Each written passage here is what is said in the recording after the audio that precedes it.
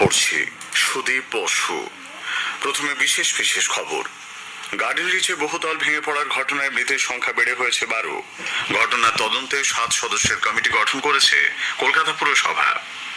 নির্বাচন কমিশন দ্রুততার সঙ্গে আদর্শ আচরণ বিধি লঙ্ঘন সহ জমা পড়া বিভিন্ন অভিযোগের সমাধান করছে। এ রাজ্যে তাদের তৃতীয় প্রার্থী তালিকা ঘোষণা করেছে বামফ্রন্ট। টাকার বিনিময়ে প্রশ্ন ইস্যুতে তৃণমূল কংগ্রেস নেত্রী মহুয়া মৈত্রের আলিপুর এবং করিমপুরের বাড়িতে তল্লাশি চালিয়েছে সিবিআই। গ্রীষ্মের মরশুমে হাসপাতালে অগ্নিকাণ্ড রুখতে স্বাস্থ্যমন্ত্রক সবকটি রাজ্য ও কেন্দ্রশাসিত অঞ্চলকে চিঠি দিয়েছে। আইপিএল ক্রিকেটে কলকাতার ইডেন গার্ডেন্সে উত্তেজনাপূর্ণ ম্যাচে কলকাতা নাইট রাইডার্স সানরাইজার্স হায়দ্রাবাদকে হারিয়ে দিয়েছে। আর সে বিস্তারিত খবরে। গার্ডেন রিচে বহুতল ভেঙে মৃতের সংখ্যা বেড়ে হয়েছে 12। গতকাল এসএসকেএম হাসপাতালে চিকিৎসাধীন জখম এক মহিলার মৃত্যু হয়। মারিয়াম বিবি নামে ওই মহিলাকে ধ্বংসস্তূপ সরিয়ে উদ্ধার করা হয়েছিল। এদিকে গার্ডেন রিচে নির্মীয়মান বহুতল ভেঙে বেশ কয়েকজনের মৃত্যুর ঘটনায় 7 সদস্যের এক কমিটি গঠন করেছে কলকাতা পুরসভা।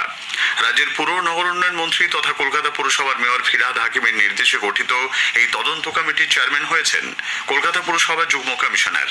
কমিটিতে থাকছেন কলকাতা পুরসভার ডিরেক্টর জেনারেল সিভিল, কঠিন বর্জ্য ব্যবস্থাপনা বিভাগের চিফ ইঞ্জিনিয়ার, পরিবেশ বিভাগের ডিরেক্টর জেনারেল, কলকাতা পুলিশের এক শীর্ষ কর্তা। 7 দিনের মধ্যেই তদন্ত কমিটি গার্ডেন রিচের ঘটনার রিপোর্ট মেয়রের কাছে জমা দেবে। বেআইনি নির্মাণে জমি কার নামে ছিল, কোনো হস্তান্তর হয়েছে কিনা, কিংবা কোনো বিল্ডিং প্ল্যান ছিল কিনা, সেই সমস্ত বিষয়গুলি তদন্ত কমিটি খতিয়ে দেখবে। ভেঙে পড়া বহুতলের কাছে কিছুটা হেলে যাওয়া আরও একটি বহুতলের বিপজ্জনক অংশ ভেঙে ফেলার জন্য নোটিশ পাঠিয়েছে কলকাতা পুরসভা। পাহাড়পুর রোডে ওই বাড়ির নম্বর J474। রাজকুমার সিং নামে এক ব্যক্তি ওই বাড়ির মালিক। গার্ডেন রিচের আজহার মোল্লা বাগানের নির্মীয়মান বাড়িটি ভেঙে পড়ার পর এই বাড়িটির ওপর নজর পড়ে।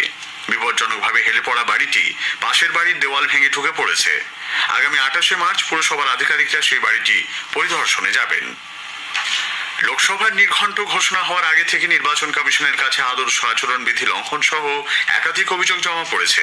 1 মার্চ থেকে অভিযোগ নেওয়া শুরু করেছে কমিশন। এখনো পর্যন্ত সিভিজিল অ্যাপে 696টি অভিযোগ জমা পড়েছে। তার মধ্যে 565টি ক্ষেত্রে ব্যবস্থা নেওয়া হয়েছে বলে জানিয়েছে নির্বাচন কমিশন। নগদ টাকা থেকে শুরু করে গয়না সহ একাধিক জিনিস বাজেয়াপ্ত হয়েছে একাধিক এলাকা থেকে। 5 কোটি টাকার বেশি অর্থ বাজেয়াপ্ত করেছে কমিশন। প্রায় 26 কোটি টাকার মদ, 13 কোটি টাকার মাদক বাজেয়াপ্ত হয়েছে। গহনা সহ বিভিন্ন সামগ্রী বাজেয়াপ্ত হয়েছে প্রায় 20 কোটি টাকার। অন্যদিকে শুরু হয়েছে মনোনয়ন পত্র পেশ। এখনো পর্যন্ত কোচবিহারে 4টি, আলিপুরদুয়ার ও জলপাইগুড়িতে 3টি করে মনোনয়ন জমা পড়েছে বলে জানিয়েছে নির্বাচন কমিশন। অষ্টাদশ লোকসভা নির্বাচনে বামফ্রন্ট রাজ্যে তাদের তৃতীয় প্রার্থী তালিকা প্রকাশ করেছে। কলকাতায় গতকাল রাজ্য বামফ্রন্টের বৈঠকের পর ফ্রন্ট চেয়ারম্যান বিমান বসু এই তালিকা প্রকাশ করেন। ফ্রন্টের তৃতীয় প্রার্থী তালিকায় 4 জন প্রার্থীর নাম ঘোষণা করা হয়েছে। তারা প্রত্যেকেই সিপিআইএম-এর। রয়েছেন 2 জন প্রাক্তন সাংসদ ও 2 জন নতুন মুখ। মুর্শিদাবাদ কেন্দ্রের প্রার্থী হয়েছেন সিপিআইএম-এর রাজ্য সম্পাদক ও প্রাক্তন সাংসদ মোহাম্মদ সেলিম। রানাঘাট কেন্দ্রের প্রার্থী হয়েছেন প্রাক্তন সাংসদ অলোকেশ দাস। বর্ধমান দুর্গাপুর কেন্দ্রে ডক্টর সুকৃতি ঘোষাল এবং বোলপুর কেন্দ্রের প্রার্থী হচ্ছেন প্রাক্তন বিধায়ক শ্যামলী প্রধান।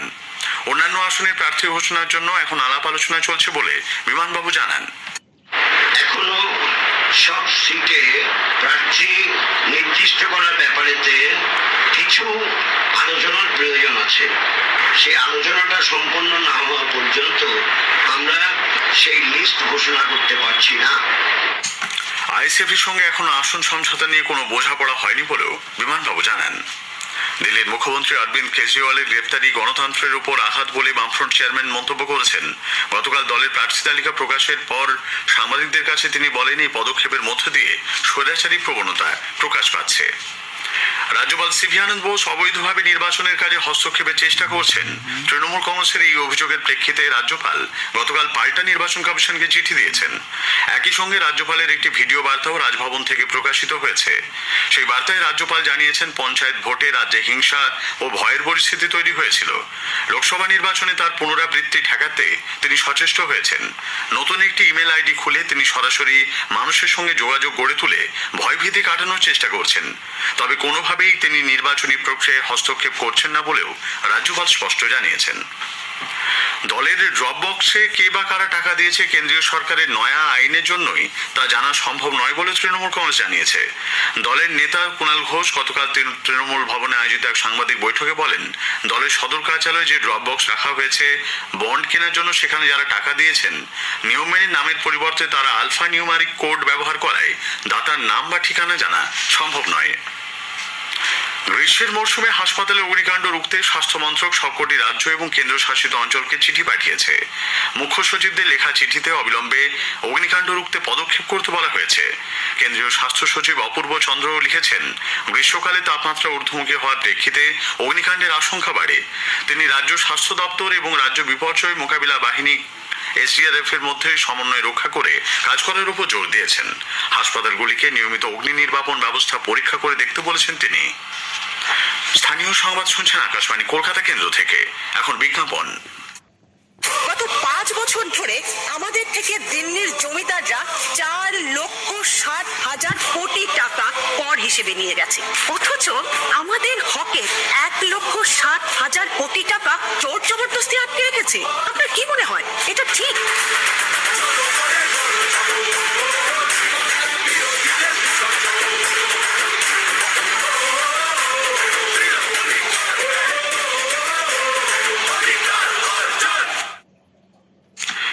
স্থানীয় সংবাদে সংসদের টাকার বিনিময়ে প্রশ্ন তোলার অভিযোগে সিবিআই গতকাল তৃণমূল কংগ্রেস নেত্রী প্রাক্তন সাংসদ মহুয়া মৈত্রের কলকাতার আলিপুরের ফ্ল্যাট সহ বিভিন্ন জায়গায় তল্লাশি চালায়।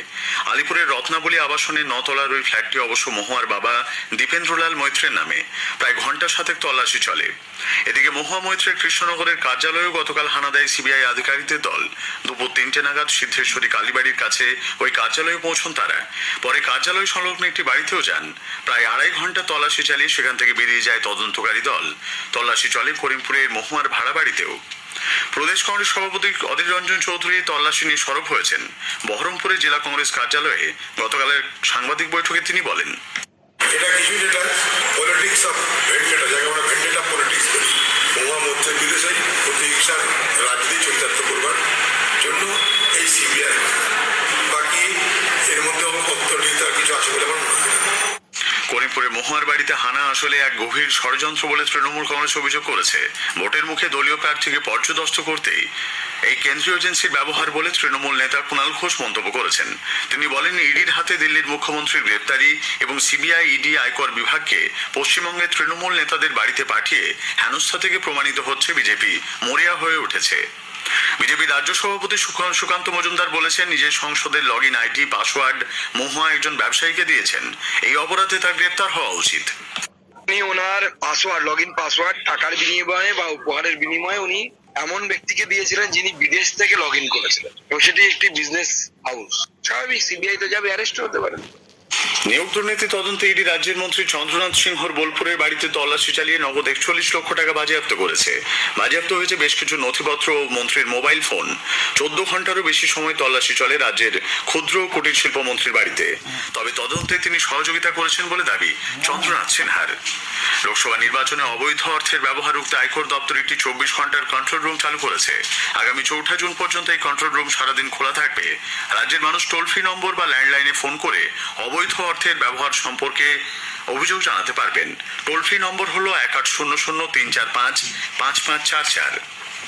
সন্দেশখালীতে ইডি আধিকারিকদের উপর হামলার ঘটনায় শেখ শাহজাহানের ভাই সিরাজউদ্দিনকে ফের তলব করেছে ইডি।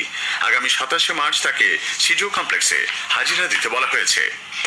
আগামী সোম ও মঙ্গলবার দোল ও হোলির দিন শহরে আইন শৃঙ্খলা নিয়ন্ত্রণে কলকাতা পুলিশ কড়া নিরাপত্তা গ্রহণ করেছে। এই দুদিন শহরের বিভিন্ন রাস্তায় প্রায় 3,500 পুলিশ কর্মী ছাড়াও কোন রকম দুর্ঘটনা এড়াতে 70টি গঙ্গার ঘাটে বিপর্যয় মোকাবিলা দল মোতায়েন রাখা হবে। দোলযাত্রা উপলক্ষে আগামীকাল সোমবার পূর্ব রেলের শিয়ালদহ হাওড়া ডিভিশনে বেশ কিছু ইএমইউ লোকাল বাতিল থাকবে। ওই দিন শিয়ালদহ ডিভিশনের সব সেকশন মিলিয়ে মোট 234 এবং হাওড়া ডিভিশনের সব সেকশন মিলিয়ে মোট 65টি ট্রেন বাতিল থাকছে। মালদার ইংরেজবাজার থানার যদুপুর 1 নম্বর গ্রাম পঞ্চায়েতে বাইপাস রোড এলাকায় গতরাত এক মর্মান্তিক পথ দুর্ঘটনায় 3 জনের মৃত্যু হয়েছে। একটি পেট্রোপণ্য বোঝাই লরি অত্যন্ত দ্রুত গতিতে ছোট 4 চাকার গাড়িতে ধাক্কা দিলে এই দুর্ঘটনা ঘটে। কেন্দ্রীয় প্রতিরক্ষা মন্ত্রক প্রস্তাবিত জোখা বিবাদীবাগ মেট্রো প্রকল্পে পূর্ব পরিকল্পিত এসপ্ল্যানেড মেট্রো স্টেশন তৈরির জন্য অনুমতি না মেলায় প্রকল্প ঘিরে জটিলতা তৈরি হয়েছে। ময়দানের বিধানচন্দ্র রায় মার্কেটে যে অংশে স্টেশন তৈরির কথা রয়েছে সেখানে অনুমতি মেলেনি বলে জানা গেছে। ইডেনে গতকাল তীব্র উত্তেজনাপূর্ণ আইপিএল ম্যাচে কলকাতা নাইট রাইডার্স 4 রানে সানরাইজার্স হায়দ্রাবাদকে হারিয়ে দিয়েছে। কলকাতার হয়ে হর্ষিত রানা 3টি, আন্দ্রে রাসেল 2টি উইকেট নিয়েছেন। রাসেল ম্যাচের সেরা হয়েছেন। শেষ করার আগে স্থানীয় সংবাদের বিশেষ কিছু অংশ আরও একবার। গার্ডেন রিচে বহুতল ভেঙে পড়ার ঘটনায় মৃতের সংখ্যা বেড়ে হয়েছে 12। 7 সদস্যের তদন্ত কমিটি গঠন করেছে কলকাতা পুরসভা। এ রাজ্যে তাদের তৃতীয় প্রার্থী তালিকা ঘোষণা বামফ্রন্টের। স্থানীয় সংবাদ শেষ হলো।